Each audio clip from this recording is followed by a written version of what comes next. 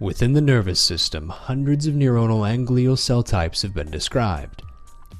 Each specific cell type in the brain or spinal cord has a repertoire of cell surface molecules or molecular determinants through which it can be identified and characterized. Currently, robust cell identification and separation technologies require single-cell preparations to be generated while simultaneously limiting cell death and destruction of characteristic surface protein.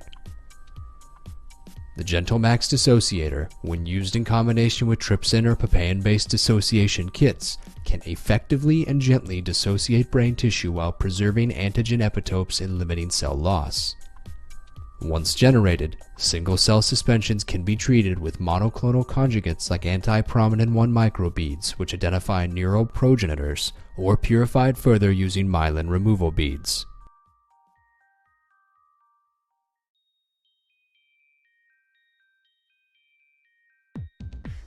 Hi, my name is Sandra Pennartz.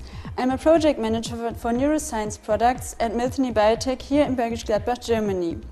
Today I will show you how to prepare a single-cell suspension from mouse brain tissue using the gentleMACS dissociator. The gentleMACS dissociator is a device that can dissociate a variety of tissue types in a closed sterile environment, and so it eliminates the need for tedious manual mechanical dissociation. So let's get started.